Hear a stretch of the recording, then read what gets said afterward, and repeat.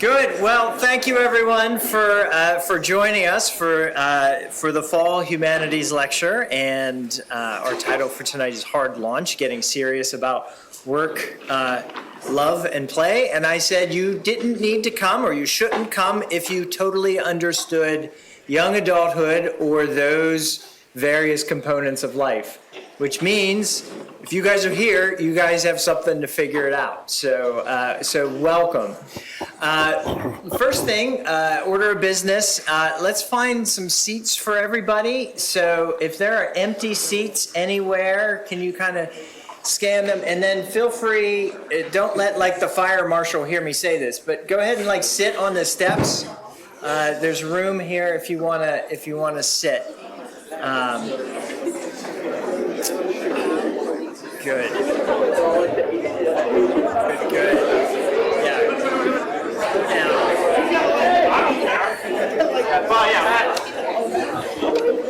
Over here. Hey, how are you? Good. Steps down here.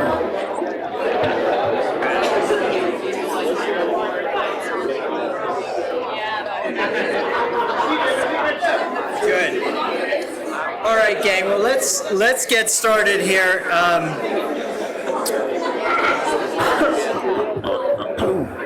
Let's get started. Hello, welcome. Thank you. So I'm Dr. Michael Tomko. I'm chair of the Humanities Department. It's wonderful to thank you. It's wonderful to see everyone, to hear everyone, and we're up for a great talk today. So this is the central event of our semester. We always try to have like one fantastic lecture, and we're in for a real treat this semester. Next semester, we get to look forward to Dr. Paul Camacho. Dr. Paul Camacho. Give him the lecture in the spring. And next week, if you can't get enough, next week, Dr. Terrence Sweeney.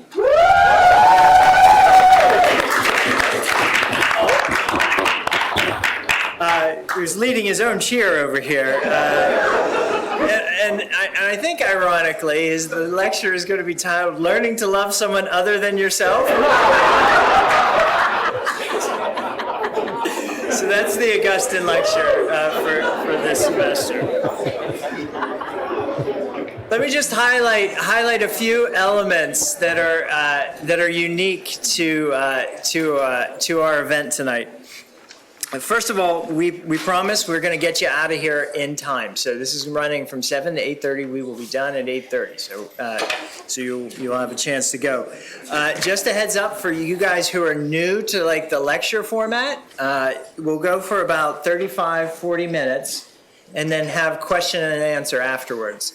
So please plan on staying for the question and answer. It's an integral part of the event, and some of the key insights, that's when they come out, right? And so the other thing I would say is listen and look for the opportunity to ask a question, right? So be thinking, maybe taking notes, mental notes, however you take notes these days, right? I'd like to ask more about that, or that makes me think about this topic. I'd like to hear what their take on that is. So keep it going. I never used to ask questions at lectures, right? And then somebody told me, well, did you have a plan? And I didn't have a plan. So no wonder, right? So think about like what you'd like to hear more about, and you'll be ready, okay? Let me just give a few shout outs to welcome specific people. All right, so first of all, to the humanities majors and minors, we love you. We're always glad to have you here. Thank you for coming, right? Second, humanities alumni. This is almost like a homecoming event for us. So we got a lot of alumni here tonight, right?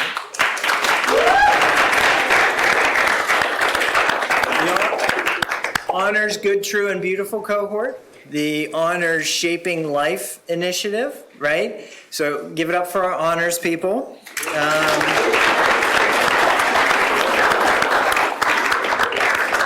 And also our guests from the Symposium Exchange. So we have this program where we go hang out at Penn's Collegium Institute.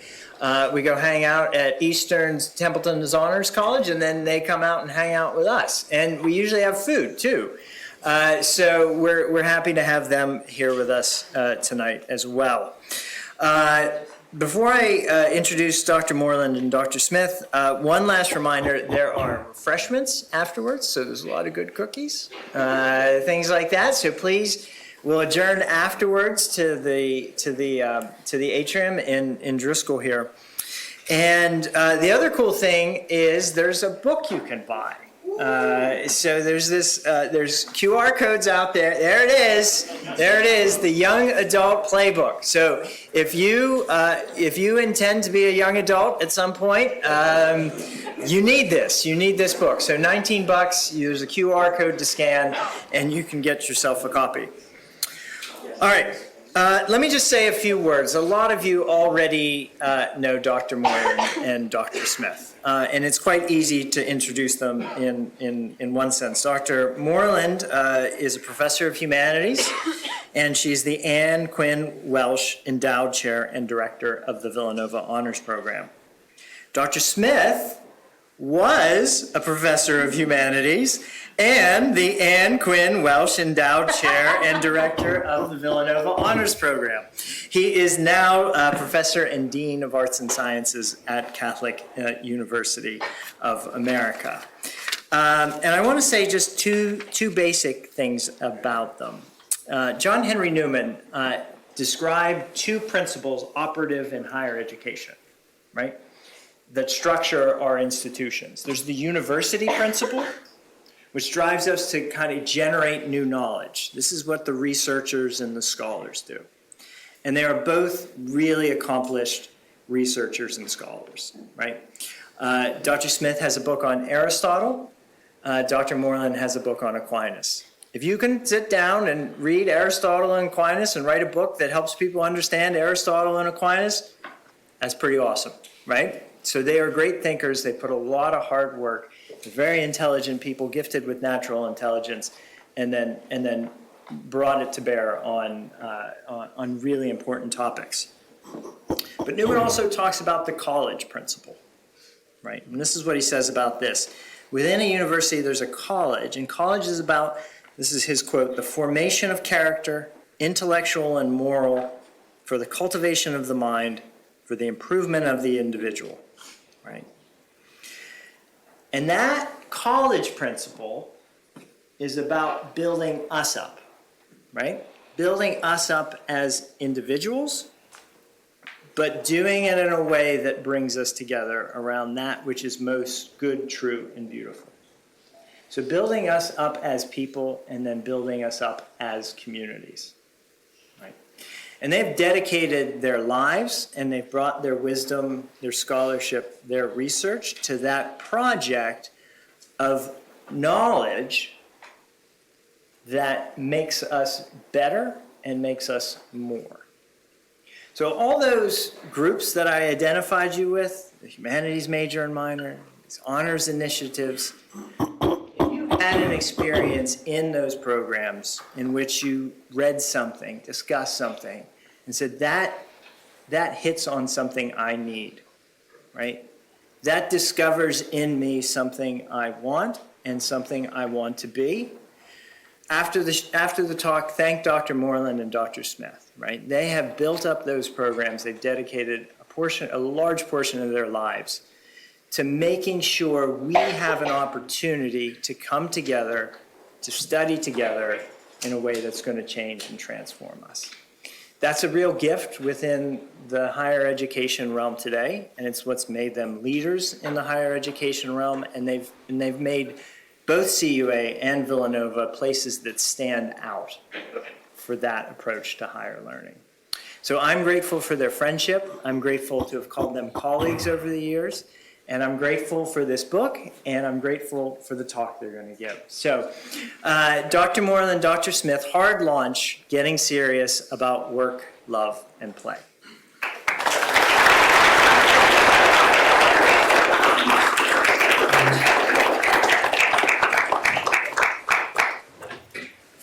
Thank you so much. I love nothing more than good like fire hazard. So I'm delighted that Driscoll Auditorium is so full. There are these seats here. You don't have to stand. Don't be shy. There's one actual seat here, a hot seat maybe, but but this is going to be a long lecture. No, I'm just kidding. But please come and sit if you get tired of standing.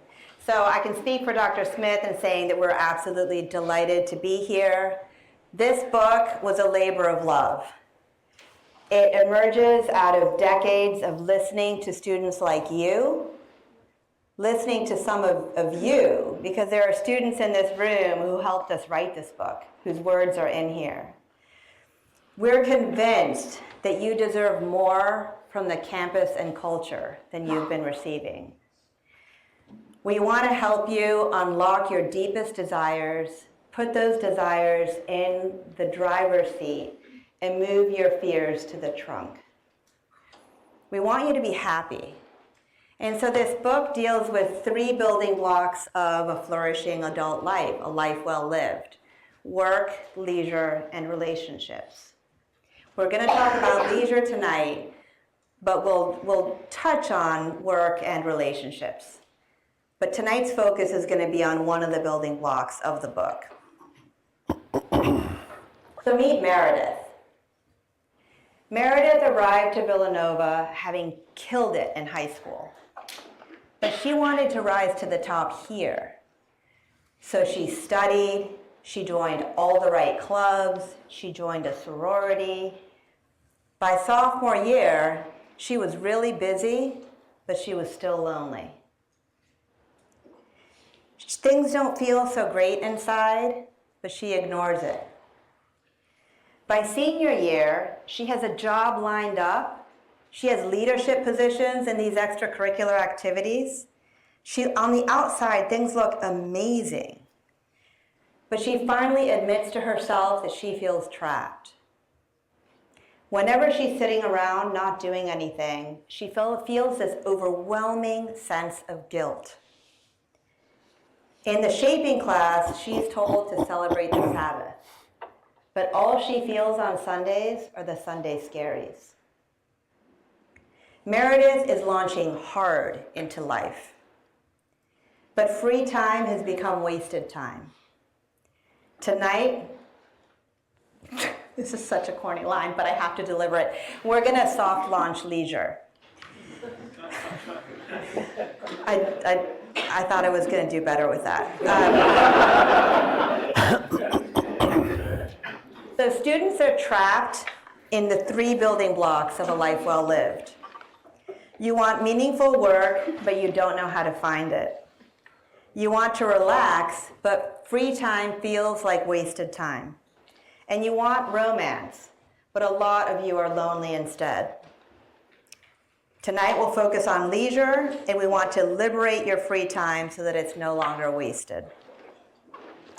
So in the next 40 minutes or so, we're going to do 3 things. First, we'll talk about the problem. We'll uncover why Meredith and so many like her feel trapped. And we're going to see how this results in free time as wasted time. And we're going to talk about the productivity machine that affects collegiate education. Then we'll suggest the solution. We'll argue that thinking of our lives as a gift transforms the way we think about free time. And we'll end by offering concrete examples of this solution. We've invited some alumni who we think live their lives as gift. They will talk about how they work, how they play, and how they love. Thanks, Anna. So I taught at Villanova for 30 years. I know the students. I don't know you particularly, although I know Emma and Gabriella, Olivia and Kira and Sarah, all sorts of people. But I know how special the students are at Villanova. And when I look at you, I see the students that I taught for so many years. And so what I see is what I saw in you and what I saw in my students that I taught at Villanova. I see success. I see people who worked really hard to get here, who have a seat at the table, and are enjoying the success that they have and all the success that's coming their way.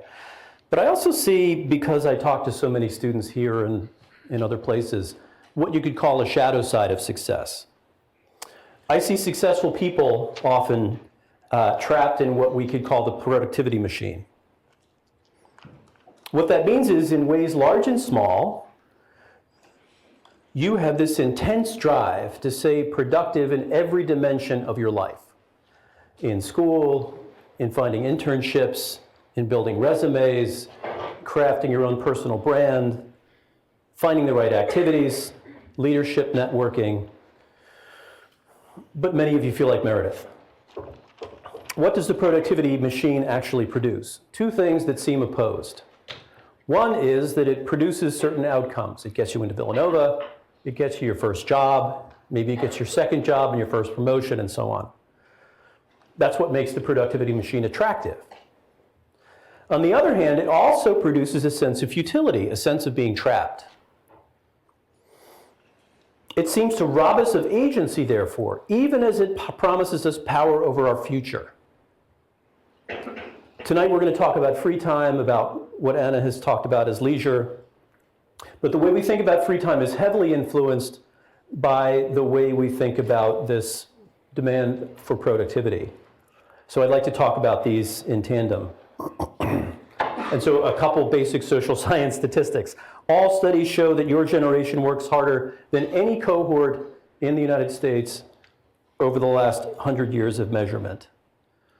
This shouldn't be a surprise to you. It's sometimes a surprise to people my age, but it's absolutely true, and you've all experienced it. Over the last 25 years, students in elementary schools saw homework increase threefold. This is on top of a 19% increase in time spent in school and a corresponding decline in recess. So you're working harder, longer hours, with less downtime for play. School is hyper-competitive. Between 1985 and 2020, the number of high schoolers taking AP classes went up 921%. 9 times. A lot more kids are trying to work a lot harder so they can all stand out against each other. Even play has been sucked into this productivity machine. Think about youth sports and the industry and culture around youth sports. This is a mechanism to get young people to work hard and play by the rules, but it's also about putting activities on your resume. So what used to be a pickup game of basketball is now travel soccer. All of this increased work is obviously about getting into college and then securing a career after college. But it's arguable that part of the story of the productivity machine is to get you used to working hard now in school so that you'll work hard later when you join the economy. This demand for activity is intense. So intense that, like Meredith, you might feel that any time you're not productive, you feel guilty or anxious. So the demands of the productivity machine make your work ethic bleed over into your free time. During your downtime, you might feel so exhausted that you only have energy for scrolling or video games or online shopping, and all the surveys say that people are not happy with those activities, or at least they'd like more. But what do you do with your free time, you might ask? We think that is the right question, and that's what we'd like to explore a little bit.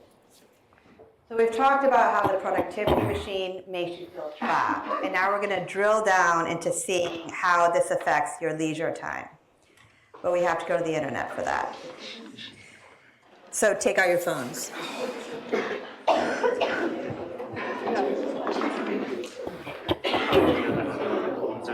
Okay, so you all have on your phones, you have in your settings, you have that social media thingamabopper that tells you how much time you're spending on your apps. Screen time. Screen time, it's called screen time, thank you, my assistant over there. You've got a social media screen time in your settings. Oh wait, I have to present. Sorry, hold on. There we go.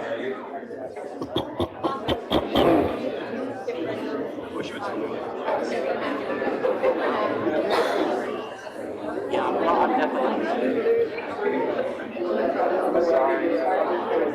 I don't do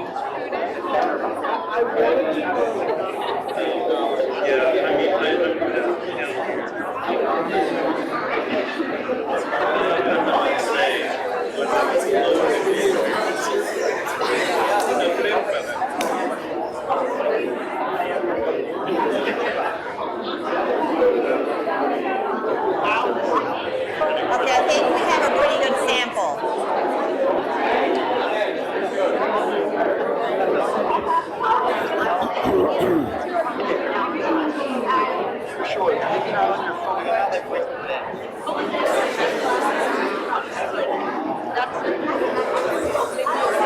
Okay, we ready?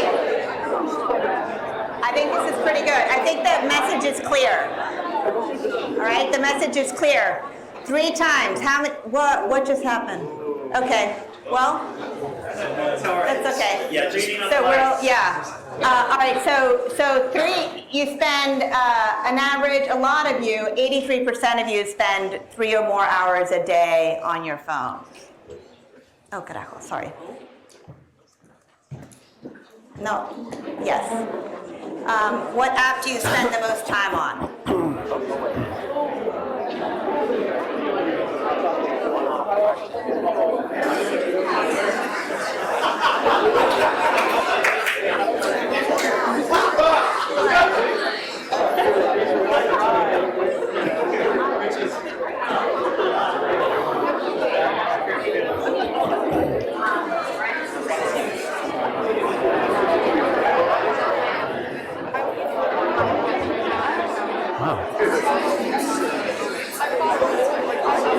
Okay, it sounds like Instagram wins. Instagram wins with TikTok being a close second. Okay? Now, I know. Sorry. Name something you used to do for fun as a child in 1 or 2 words. And keep it clean. Tough.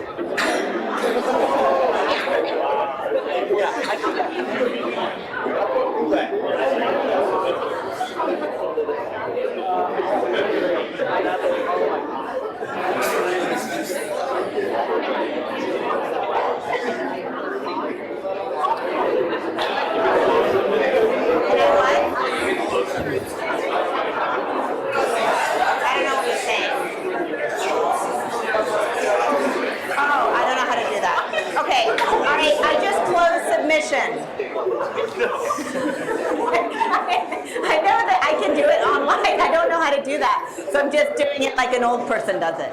Okay, I just closed submission. What are you doing? Okay, all right. People.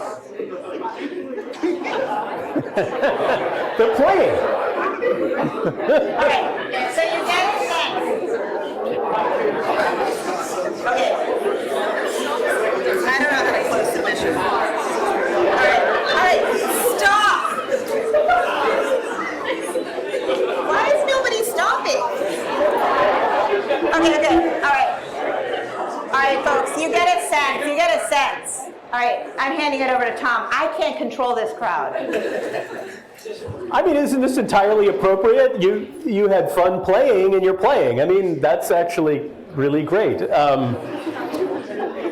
And it's distracting as hell, but it's fantastic. What we want to think about doing, could you move to the next slide? What we want to think about doing is moving you from the first 2 slides, which, you know, I don't want to be the kind of person who gets up here and says, put your phone away, although, actually, now, put your phone away. You want to move from what you're seeing in the first 2 slides to the kind of life, joy that you see in the last slide. How do you go from point A to point B? And we have a really simple suggestion that might sound implausible at first, but you have to hear us out. And the central insight is that the productivity machine implies that you're ultimately responsible for the outcome of your life. That if you work this machine hard enough, the future is in your control. It's kind of guaranteed. But what if that's not true? What if life is a gift to be received and not a project to be mastered? That's the proposal that we would like you to think about. So what's a gift? A gift is a genuinely free exchange. So a gift always involves a little bit of anxiety. I always get a little anxious around Christmas about giving the right gift to the right person and thinking that through. I don't know whether anybody else has that experience. There should be no strings attached to a gift. If you've ever had a person in your life who kind of gives you a gift and then really there's a string attached, they expect something in return. That's not a gift, that's a manipulation. So a gift has to be generous, and it has to be about expressing something. You have to feel seen when you get the gift. So let's talk about the two dimensions of the gift. Let's talk about giving a gift, and let's talk about the receiving a gift. And I'll give two stories from my life about gift giving. So the first is me and my wife. There she is up there. You can see her. My wife and I got married at 23. We didn't have any money. My first job out of grad school was at Villanova. I was making, I think, $27,000 a year. I hope the salaries are better now. She was...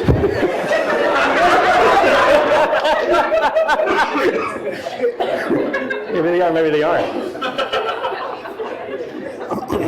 She was in grad school. We had no money. I remember searching under the couch cushions to send our kid off to a school trip one day. But I really wanted to show my wife how much I loved her. And so around the time we celebrated our 5th anniversary, I started putting in the bank $10 or $20 or $50, if that was possible, a month. I really wanted to get her a diamond ring for our 10th anniversary. And isn't that nice? Something totally unexpected. She would never see it coming. There's no way she would expect I would be able to spend a couple $1,000s on a 10th anniversary gift, but I did it. She was over the moon about it. 25 years later, we've been married 35 years, she still talks about what a special moment that was when I gave her the ring. Great gift. Highly recommend it. So let's talk a little bit about the gift in terms of the person who receives it.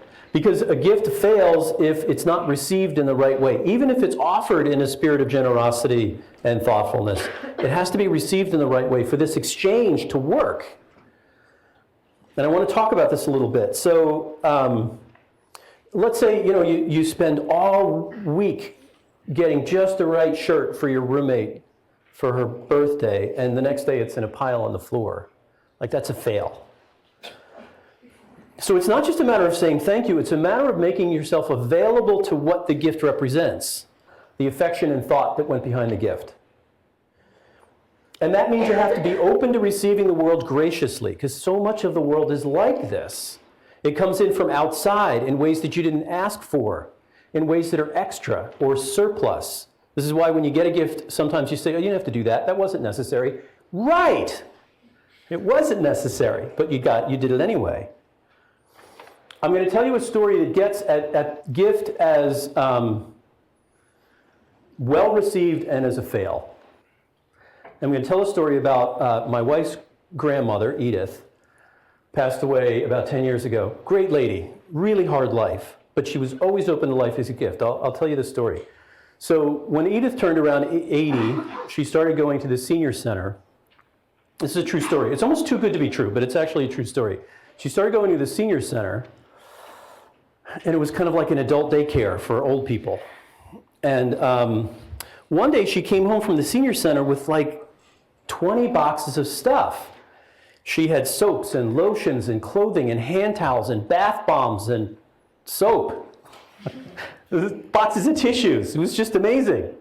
And I had to help her carry it all in. And I said, Edith, where did you get all this stuff? And she said, well, people in the community donated all this stuff to the senior center, and the people who run the center thought it'd be fun for us to buy it. So they gave us all Monopoly money, and they laid the gifts out, the stuff out on these tables in the rec room, and then they put fake price tags on it.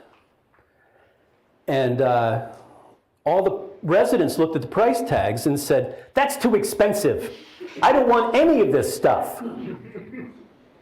And so Edith asked for all their Monopoly money and bought everything.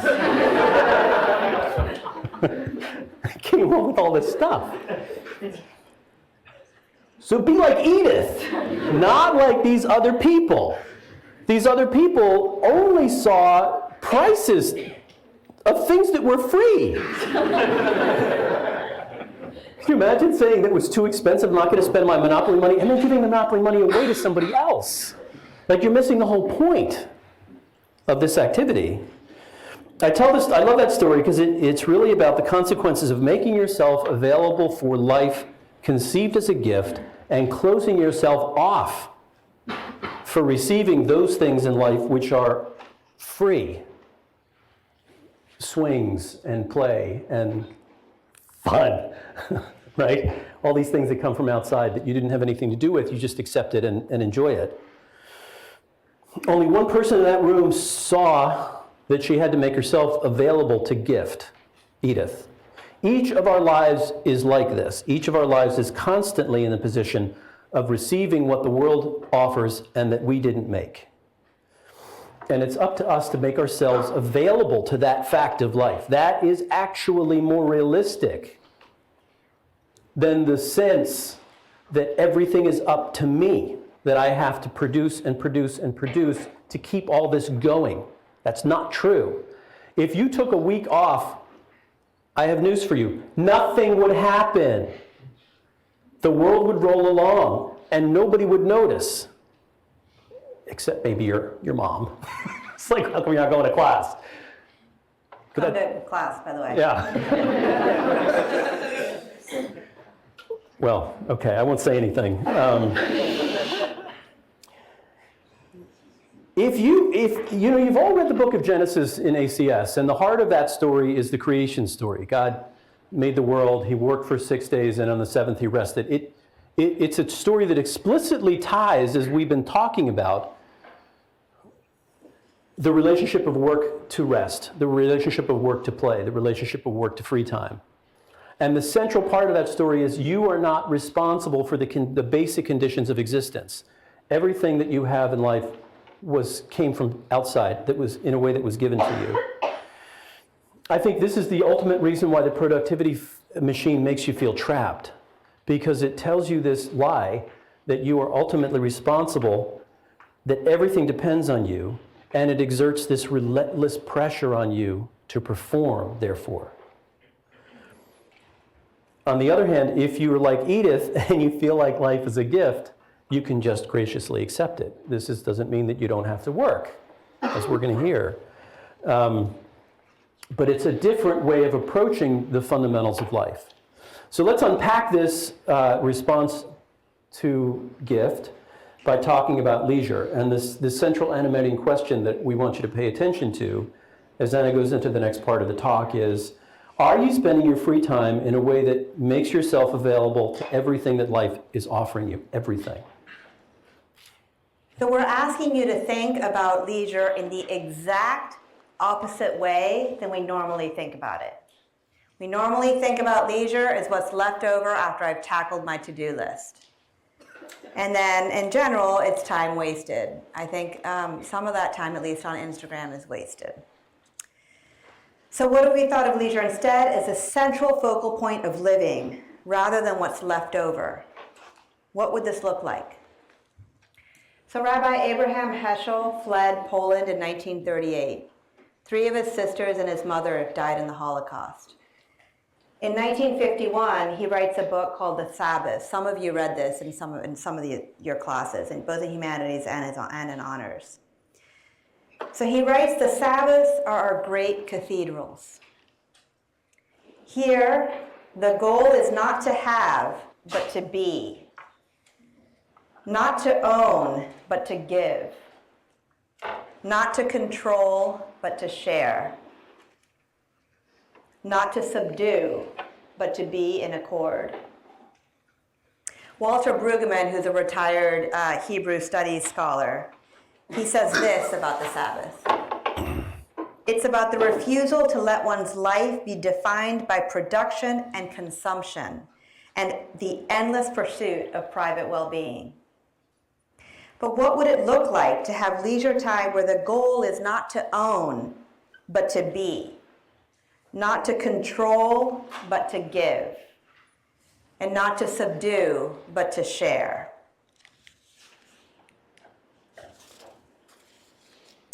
So let's use an image to help with this reframe.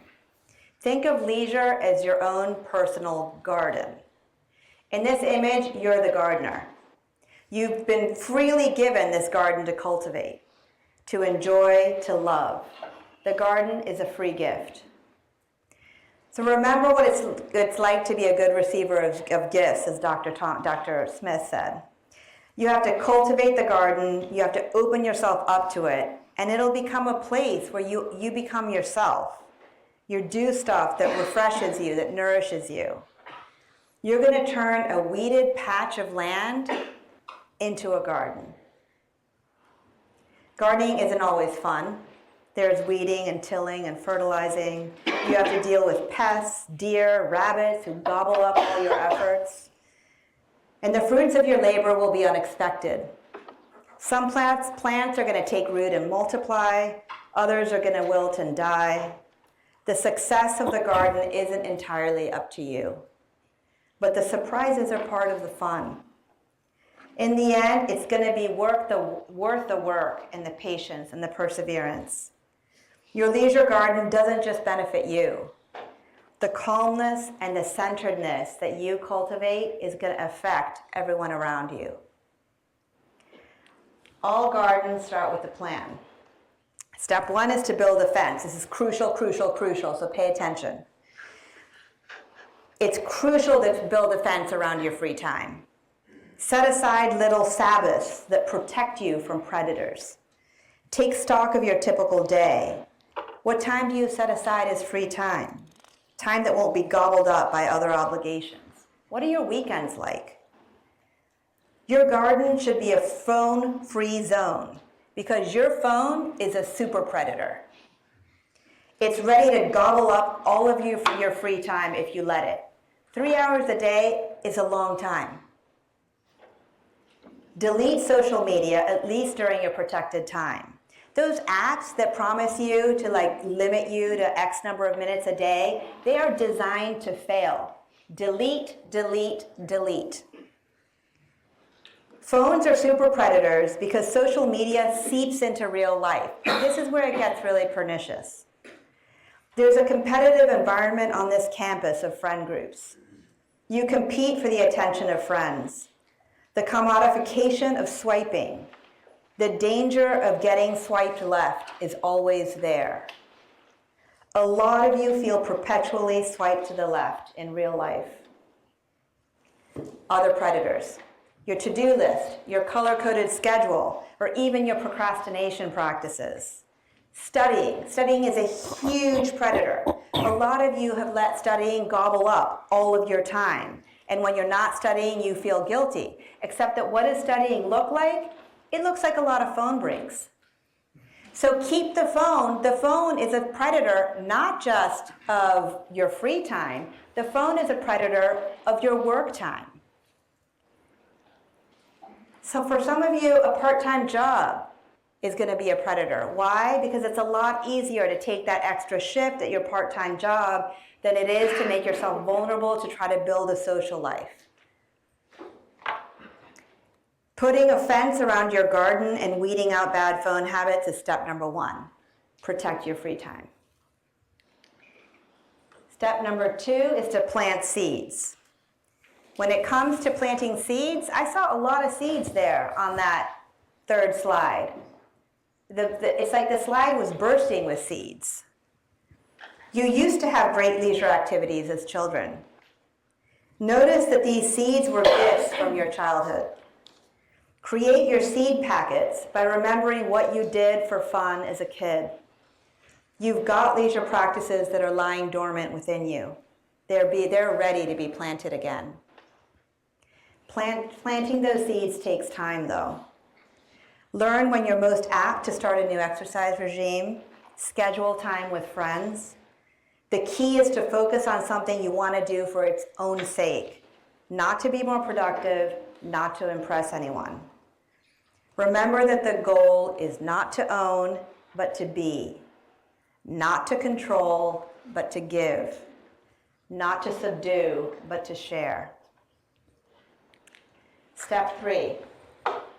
The final step is to cultivate your garden. Growing your leisure practices, making your free time actually free rather than wasted takes time and effort. Of course it does. A lot more effort than doom scrolling. Weeds have a way of coming back no matter how often we pull them. Don't worry. Just recommit. Be patient and honest with yourself. Cultivating this garden is a process. If you didn't read or run or paint 1 week, it's no problem. Next week is always going to come around. Over time, you'll notice the fruits of your labor. Working without your phone, it turns out, this is a free message, it frees up tons of time for leisure. It might free up 3 hours for leisure, actual leisure.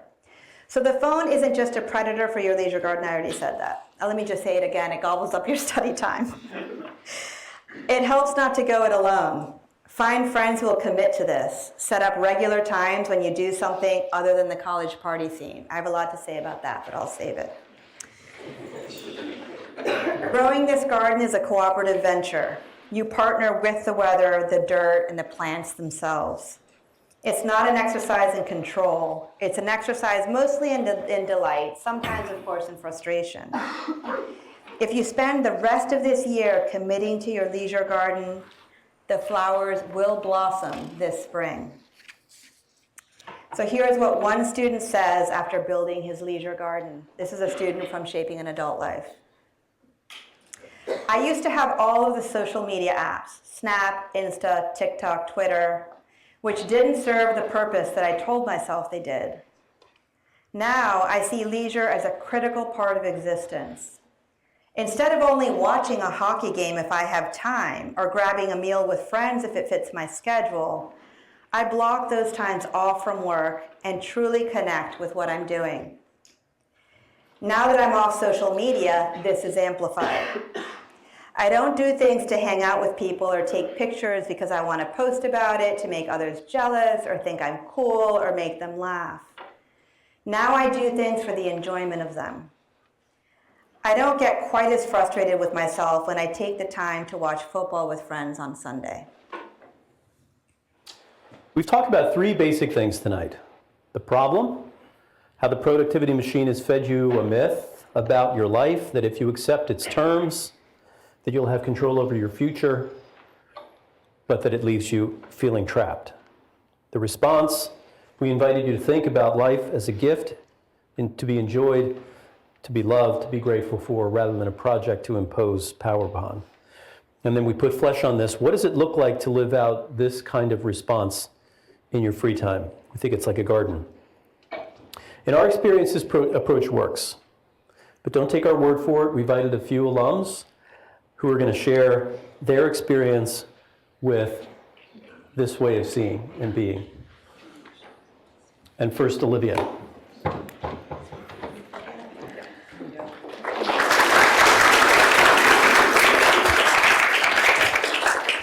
Okay, I'm gonna do my best not to turn my back to anyone, but I'm just gonna go right down. We're gonna go to the side. Hi everyone, it's really just such an honor and really even a gift to be here tonight. My name is Olivia Pfeiffer. I graduated class of 2022 with a double major in economics and humanities.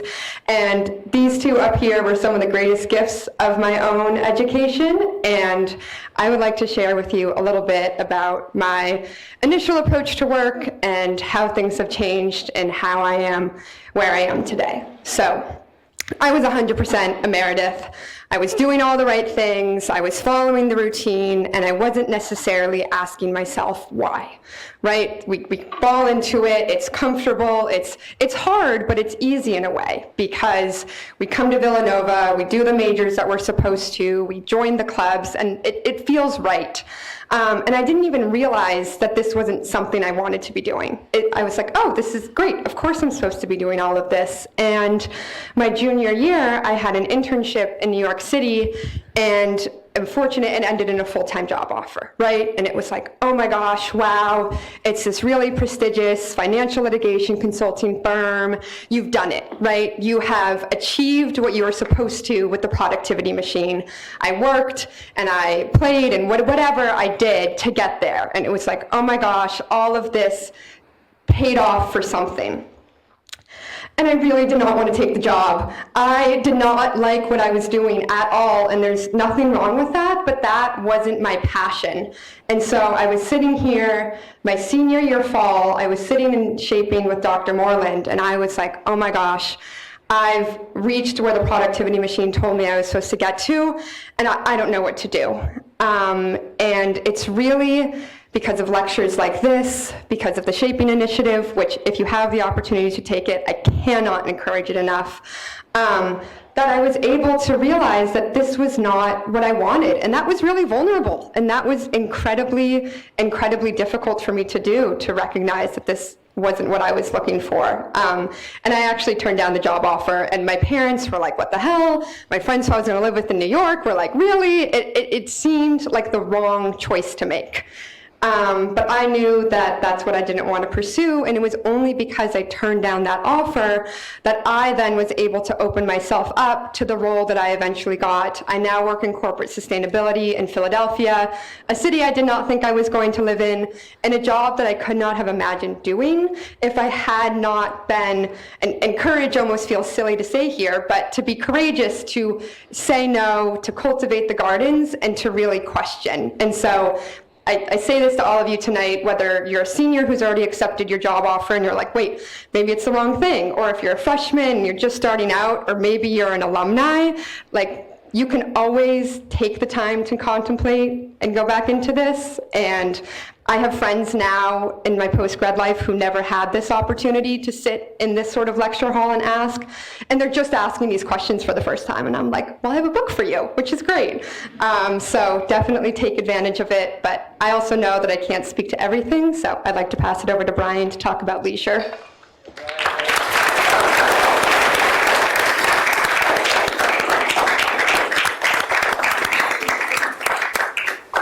I'm Brian Lockwoody. I graduated from VSB in 2015, and like a lot of Olivia's friends, I didn't come to lectures like this, probably except for during the ACS approved events. And so I didn't ask these questions. And for the better part of the last decade, I spent a lot of my time in that role as Meredith. And I think in the book, she was pursuing investment banking, which is what I did. And as a sophomore, I started to just get laser focused on investment banking and worked super hard to get that first internship, and then did the same thing over that summer to get a full-time offer, and then leveraged that to get a better job at another bank, and then worked super hard after that. And senior year of college, I remember knowing that it was gonna suck. I was gonna work a lot and sacrifice time that I had with, friends, things that everyone did for play or should be doing for play. And it was a sacrifice I was willing to make because it felt like what success was. And, you have college loans and it feels like it makes sense. And, day to day, it's easy to make those sacrifices, but over a longer period of time, and in my case, years, there are really compounding effects to these decisions. And when you just miss one friend's, birthday, or you forget, some important moment in another friend's life, or you skip weddings or funerals, it starts to add up. And at some point, I looked up and realized a couple of years ago that the, time that I had and what I was spending every week just didn't align with what I really wanted. And I think in the garden image, protecting, building that fence is so critical, because the productivity machine that I was on definitely wasn't protecting it. to get to every single next milestone, to get the biggest bonus and get the next job in private equity requires you to just make another day of sacrifice. And it's going to eat into that leisure time. And I gave into it for a long time. And then a couple years ago, again, I really opened up to investing in the garden. For me, it was surfing. Surfing is the ultimate leisure activity for me. It's obviously athletic, but it's also, so dependent on nature that it feels spiritual. It's instantly meditative, just sitting out on a surfboard between waves. And what really started as just watering those seeds has really blossomed into a central part of my life, and it's something that I really protect now. It's also really helped me appreciate leisure time and things that actually bring me joy. And now looking back, a lot of the most important moments of my life have more to do with surfing or leisure and much less to do with working on some deal or getting some bonus. So I'm jealous of all of you for sitting in this. And I encourage you to read the book because it really is, it's so important. So thank you very much.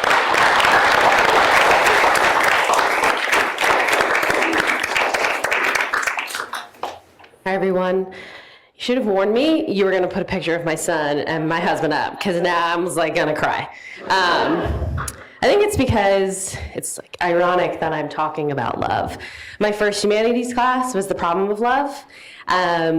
And little Kira probably dreamed of that and didn't realize it. She was too consumed with just desperately looking to be loved and looking for love in all the wrong places, as someone more creative than me once said. And so to get there, though, I had to take quite a few risks for love. And first, that was saying no to that infatuation, the grasping, the pizza box love. Is that what it's called in the book? Yeah, I read it. Did my homework. Can't take the productivity machine out of a Villanova student. But yeah, saying no to something that was all that I knew, right? Starting in high school and then college. And around my senior year, things started to shift for me. I began to see myself and my life as a gift and thinking about what I really wanted. And that came through sitting in lectures, having the witness of other people and friends who were doing things differently than what I was doing and what I thought would give me love and connection and happiness. So once I graduated college and a couple other experiences along the way there, I actually found myself moving to the other end of the pendulum, right? So if I'm grasping and seeking and willing my way into whatever situation that wasn't going to make me happy, I actually started taking a step back to reevaluate and to protect myself because I kind of got beat up along the way.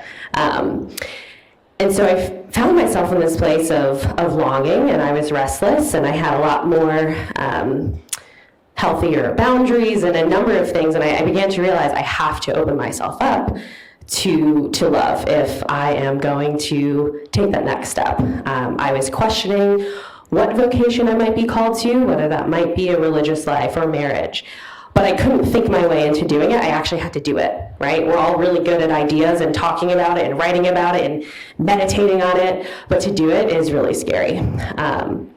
So the risks I took after saying no to wasn't fulfilling began opening the door to just putting myself out there.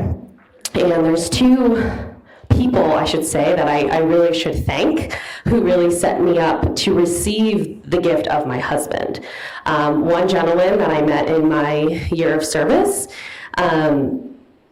after graduation asked me out, totally surprised, and I kind of panicked, but I thought, well, this was someone that treated me in a way that I actually deserved, and was probably one of the first people that didn't want to just, use me or whatever. I said yes, because I was so taken aback. That didn't work out, and I kind of confused just the joy of friendship with I wasn't really attracted to him, and there wasn't a desire to move forward. But putting myself in that position helped me learn that, right? So I'm like learning along the way. The next gentleman was when I was here back at Villanova for grad school. He approached me in the library. Apparently he heard me talking in a class and thought I seemed pretty cool. And I had really no interest in saying yes, but I was so taken aback by his courage. Like this stuff doesn't happen anymore. I really think I was being taught a lesson because these examples were coming out of nowhere. So I said yes, and I went on 3 dates, and by number 4, I was like, this isn't it. But thank God for those experiences, because I was putting myself out there. After those 2, hits, I took another step back, and I really needed to kind of just pause and ask myself, like, where am I going? And I intentionally did not put myself in a position to date, but that was, again, intentional this time, rather than hiding. It was a choice. After that period of time, the door was open again to dating, and in walked Joe. He was about to shut the door to dating, and so there was this perfect sliver of openness for us both. And, I thought I was an exception because I was so scared to say yes to all these things. I thought, on the first date, I'm going to know if I'm going to marry him. That didn't happen. That doesn't usually happen, so don't think that's going to happen. But all of those risks prior and the journey of different experiences of love prepared me to say yes to that journey, which it was. I didn't really feel confident that I would say yes to marry Joe until I was 8 months into dating. And so, we are now happily married, and little Joey is home asleep. But that's my little bit of a story about love.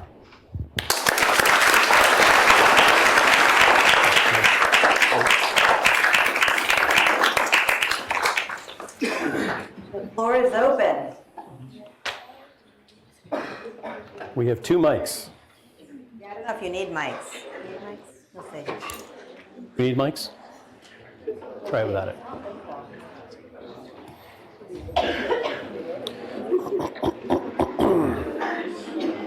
Yeah, Lexi. I think for a lot of college students, just speaking for myself, but I'm sure a lot of people feel this way, there's this big fear to delete social media completely, because whether it be the fear of missing out, the fear of staying close to those friends from high school that we can only talk to through our phones, or just missing out on anything else that could happen on there. What do you say to get over that fear? Can any other student respond who's done it? Go. Okay, so I have found that anything offered to you or anything you think can be offered to you on social media is not as real as the real thing. So the example I always use is that my brothers will say, "Oh, I love social media. It makes me laugh. It's so funny." But a laugh that you'll have with someone in real life is so much more genuine and for the soul than anything you'll get on your phone. I mean, it fades away in a second. As goes for anything that you learn on your phone. People will say, "Oh, there's educational videos," but I mean, here and there that might be true, but I mean, deleting social media can help you become such a better student, more intentional, and then you're going to learn in real life much better. Thank you. Anybody else on social media? Yeah. Especially from the social aspect of it, you get afraid that you'll lose touch with people.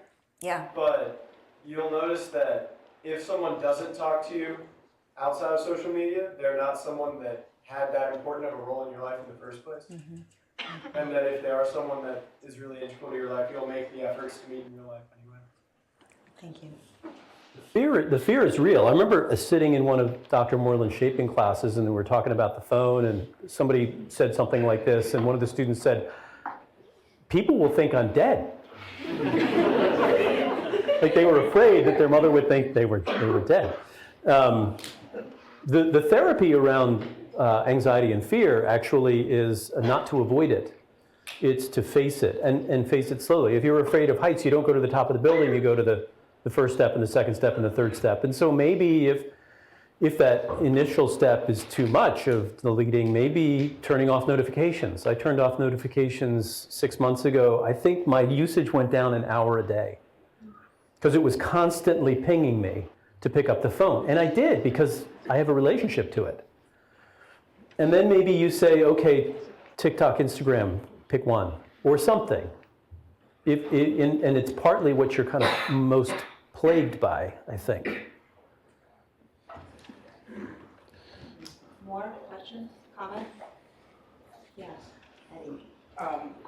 First of all, thank you, Dr. Moreland, and thank you, Dr. Smith.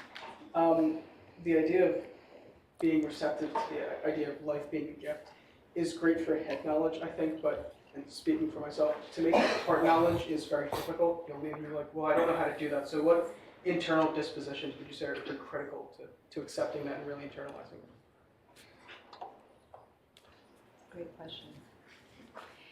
When in preparing for this lecture, Dr. Smith and I talked a lot about how in some ways it was going to be impossible to talk about leisure, to kind of get the message out in this short little lecture, because it really is a transformation. It is part of those chapters in the Confessions, right? Fundamentally, I think it's a spiritual transformation. When we talk about interior garden, that's a spiritual metaphor, right? And it doesn't have to be a spiritual metaphor, but it sure can be. And is Jillian here? Hi, Jillian. So remember in class when you talked about going to Vegas and you were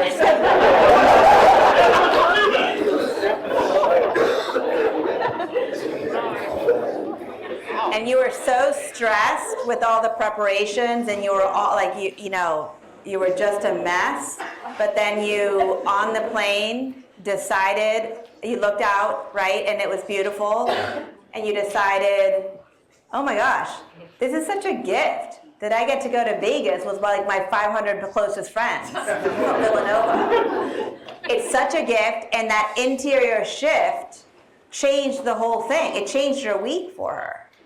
And that's really fundamentally what we're talking about. We're talking about an interior change, a reorientation to your day, to your life.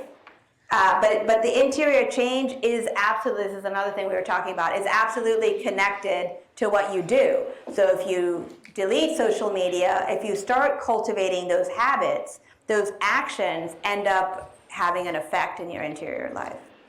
I often think about this as kind of tricky thoughts. So part of the spiritual life is catching yourself in tricky thoughts.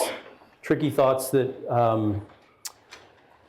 who I think I am, who other people think I am, whether I can control the way other people see me, whether I can control the future. And all of those tricky thoughts are always bound up with anxiety. Some people call it a monkey mind. It jumps around from thing to thing to thing to thing.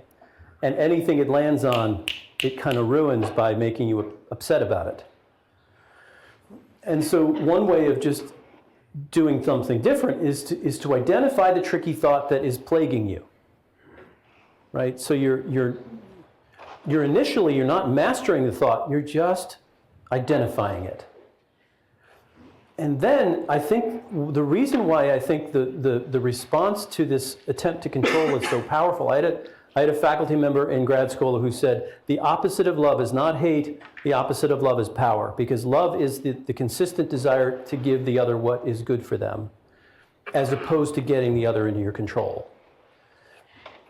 The reason why that attitude of reception is so important in this catching of thought is that then you can start to say thank you and be grateful for all the things in life that you're constantly receiving.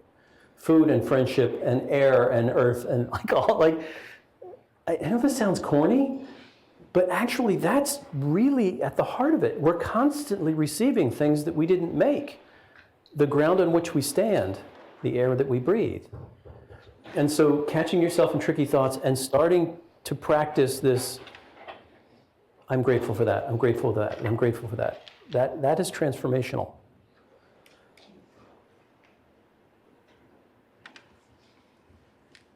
Yeah. Having imposter syndrome as a college student, how do you find the balance between work and leisure? Having imposter syndrome? Yeah, like you're always like feeling that you're behind. Yeah, But having the need to find like leisure. yeah. That's such a good question. I'm here to tell you that every single student in this room feels behind.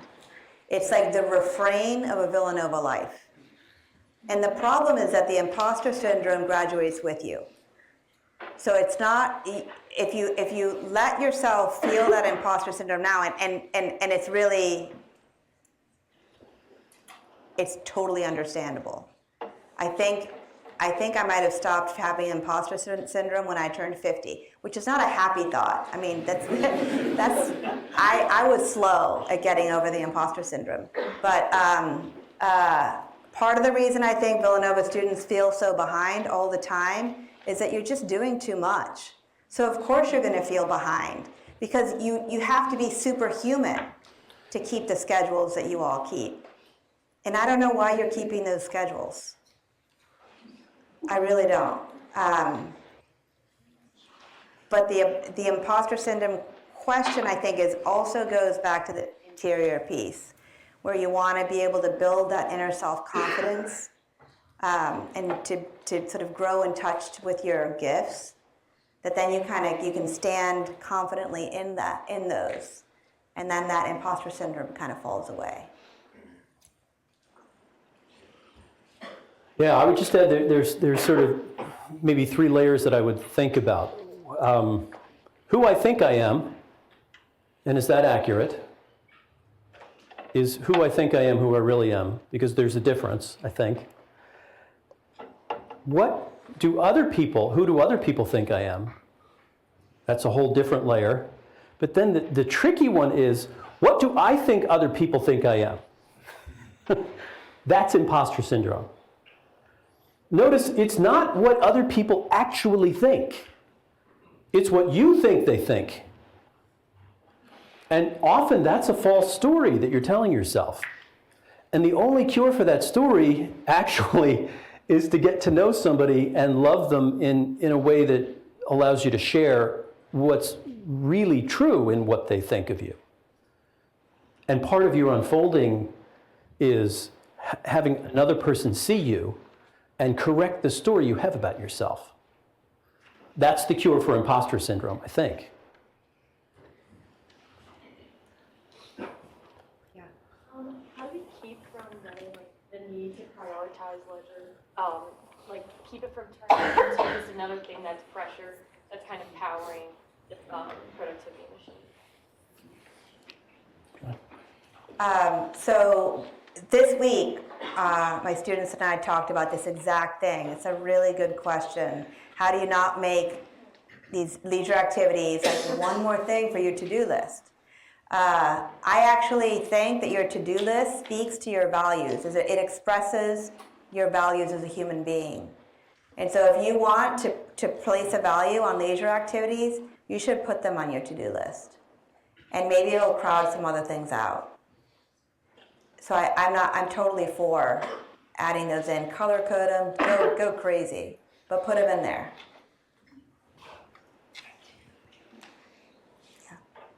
What's the difference between like childlike play versus childish play? Like, Oh, that's so good. Because I feel like a lot of times we look back, or at least I personally look back, and I'm like, oh, I miss being a kid. And is it bad to look back and be like, oh, I miss being a kid, or should we like appreciate where we're at and see the beauty in the young adult things we do, or is it a mixture of both? Like, where's the line? I have so much to say about that, I probably shouldn't talk.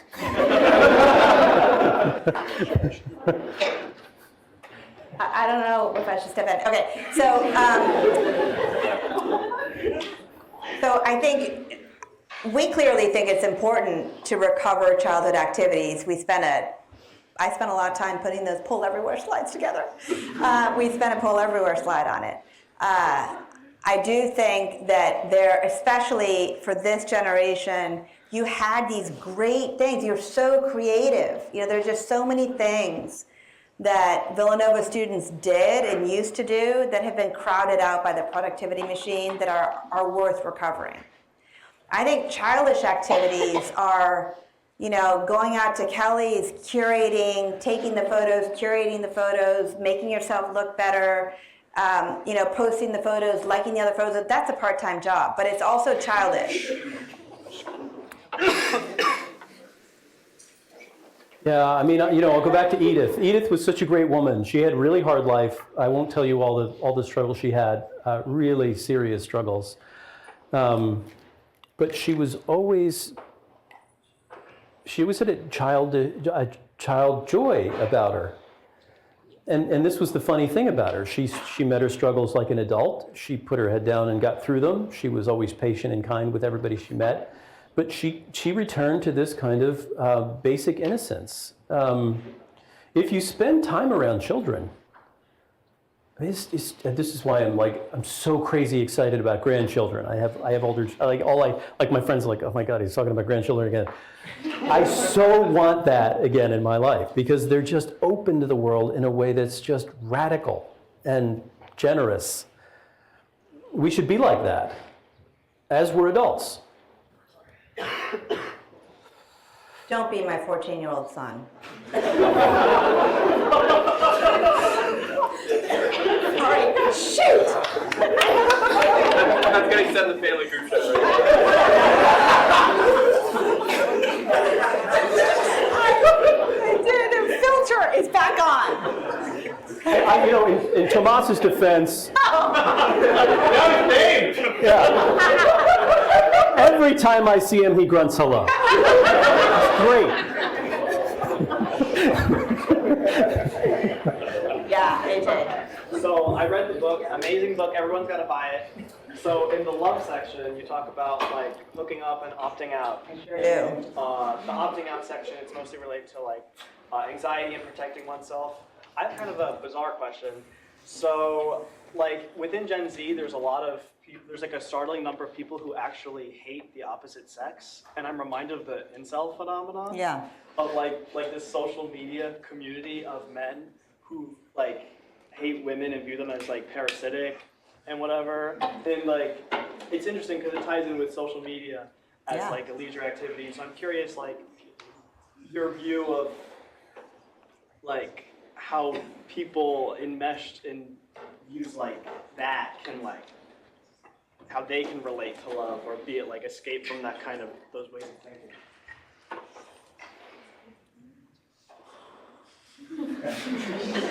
Don't say you have too much to say and then I have to answer. I'm puzzled by this phenomena. I know it's a real phenomena. I think it's part of our inability to navigate difference, frankly.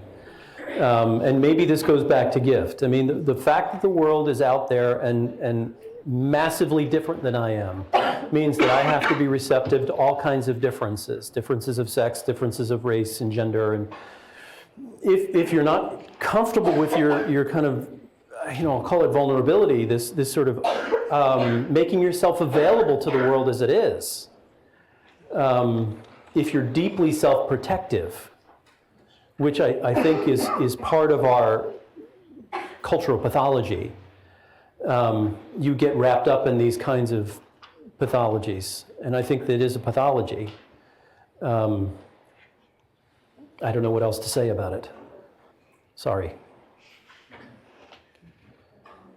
Yeah.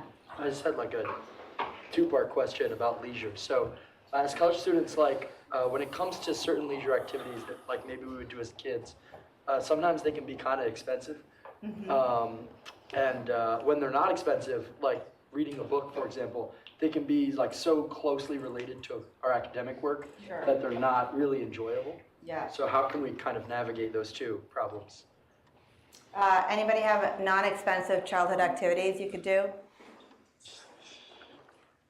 They were on the screen. Play in the muss. Play in the mud.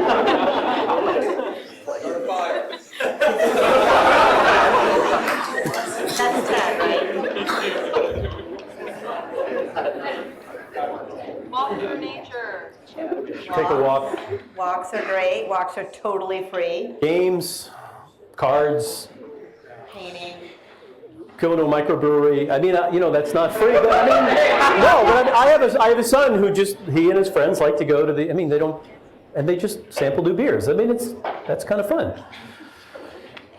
Yeah, I think there are a lot of options. Yeah? Sorry, go ahead.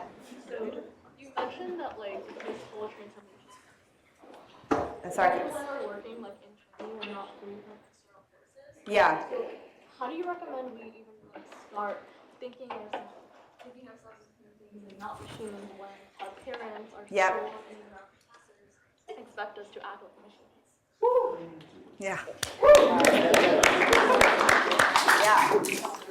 That's a great question.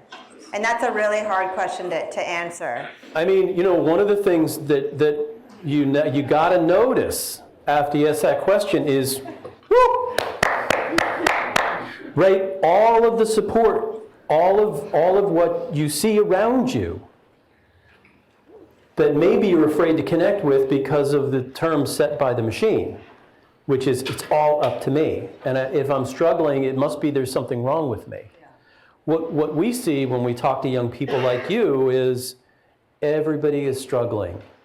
I have this great story where, Mary comes in one day and says, Dr. Smith, I'm hitting on all cylinders, but everything's falling apart. I'm really successful, but I feel trapped and lonely. If I could just be like Lisa. She seems to have it all together. And then Mary finishes crying and leaves. And then Lisa comes in and says, Mary, she's got it going on. If I could just be like her. Literally that happened. The part of the reason, the shaping experience is so formative and important is that it gives you space to say this and be seen in saying it, and then start to create networks of support so that you can do something else. But you have a whole room full of people who affirmed you in that. Be friends with them, get to know them, and talk to them and support each other. I just want to say add one more thing, which is I get the parental pressure and the societal pressure can be crushing. But your life is your own. You're going to live your life. Nobody else is going to live your life for you. So you want to start now making decisions, owning decisions, intentionally walking through your Villanova experience in a way that 10 years from now, you're going to be grateful for. So embrace that possibility for yourself. I don't know how many times I've said to Villanova students in these conversations, it's not your job to make your parents happy. That's their job.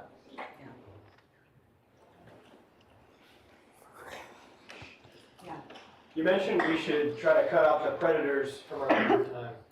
How would you recommend navigating the gray space between something that might not be, oh, I hate this is tearing me apart, but I don't mind it, but I might not be passionate about it, sort of thing. Like tests that will be good for you, but you don't dislike doing them, but you're not passionate about it. Can I have an example? Is it good for you or is it stupid? I'm on the rowing team, so it's stupid. Oh, no. So true. And I've done it for a long time. I enjoy it. Sometimes. Kind of. Yeah. But it eats up a lot of time. Yeah. And I might not I don't want to do that for a career, right? I'm not passionate about it. Right. But I know that it's good for me physically. It's good because I make friends through it. It's good because it's connection. How would you navigate that sort of thing where it's something that is good for you, but it eats up a lot of your time and you're not sure that that's the best way you should be spending it all? Okay, great question. There's a chapter in here, not on rowing exactly, but on discernment and on decision making and on weighing goods and on moving away from pro-con lists and toward a weighing of goods. $19. No, I'm just kidding. Seriously, I think that involves a real discernment process that involves a weighing, because all of the goods that we're confronted with in life are limited, right? So you've got to weigh them. And we're used to saying, here's a pro to being a rower, and here's a con to being a rower. No. Right. here's all the pros to being a rower, here's all the pros to dropping it and doing something else. So you're weighing these kinds of goods against the other goods that you might engage. That's actually a more realistic choice. In the back. Oh, yes, Aiden. So this is probably also in your book, but how do you deal with people who are in your life who just aren't really adding that much or even bringing you down, but like they want to be part of your life, or like for some reason you're still in it? Because I know you're not a fan of ghosting or anything, so it's like telling them straight up like more helpful, or they.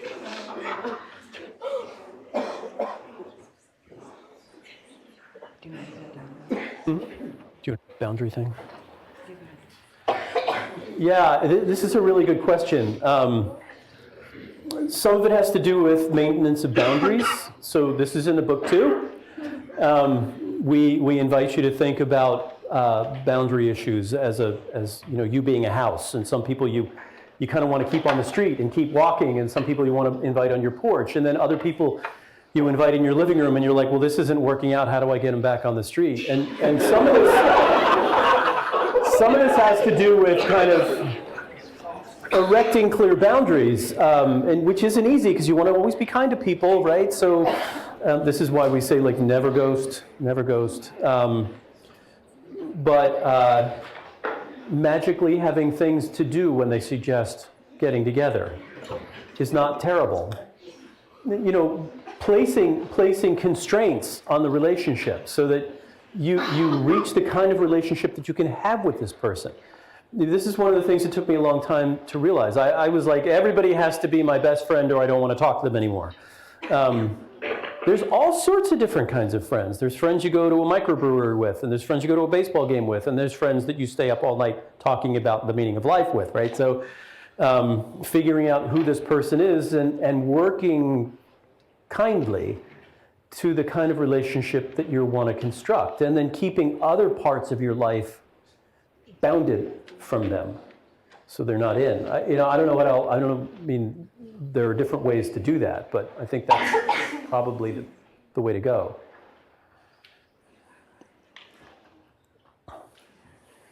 Sorry, yes, I see three here. 1, 2, 3, go. I was just thinking about, we're talking about like Lilly and enjoying leisure. Chesterton says this thing about how even the monotonous things can be joyful, and it's also reflects what that means, like childlike versus childish. Mm-hmm. And he says that even though there's like so many daisies that look the exact same, it's like because God looked at one and was like when you do something funny and a child laughs, and then like they want you to do the same thing like 5,000 times, but they laugh every single time. Mm-hmm. It's like that's why there are so many daisies that look the exact same, because God has this like joy in every single one of them. So I think like that's kind of like recognizing the joy and leisure even in things that are just having every day in your life. Yeah. That's beautiful. Thank you, Abby. Wonderful. Andrew. I think we can all see why hyper-optimization of our lives can be very appealing, as you mentioned, like job offers and things like that. But why do you think it's so comfortable for us when theoretically it should be really easy to leave this very difficult thing that's eating away at our life? But why do we want to stay with that? And why are we so comfortable with that?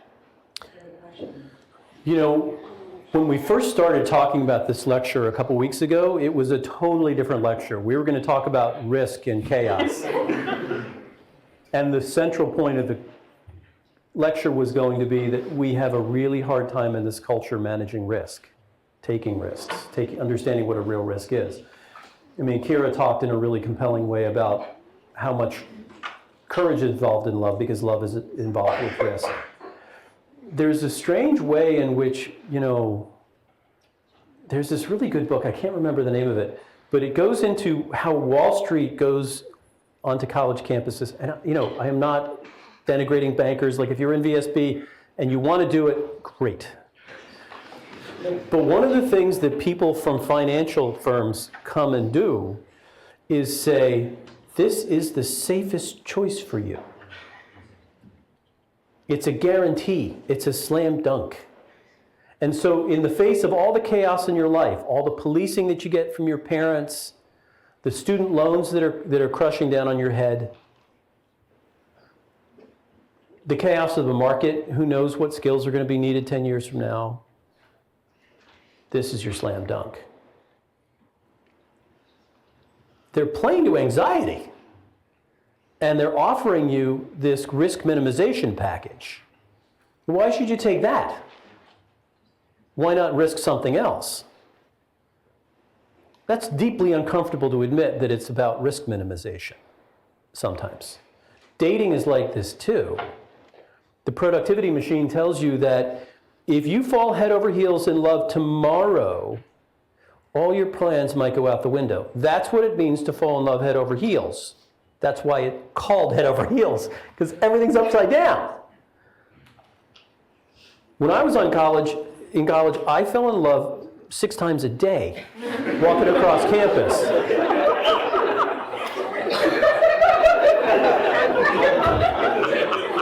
How many people have this experience? Like, you're walking across campus, you're like, oh my God. And yet, when you walk across campus, you're also doing that, right? Stiff-arming potential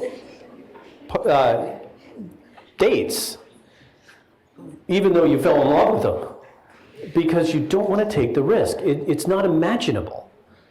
So part of what happens with the productivity machine is you get blinders on, right? And part of what happens when you see life as a gift is like, oh, I just need to be open to this.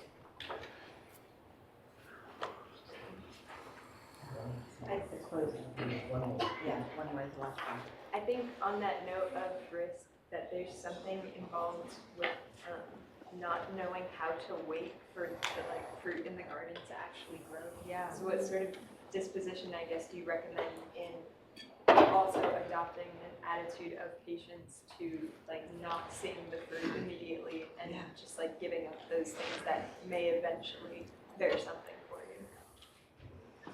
I mean, if I had any patience, I would tell you how to get it, but I don't. But it's a huge virtue that I would love to acquire. Patience is awesome. I also think that, a lot of people complain about this culture being a culture of immediate gratification. I don't find that, actually, especially among kind of elites, successful people. What I find is consistent deferred gratification. It's always just beyond your reach. It's always, this is what the productivity machine's about.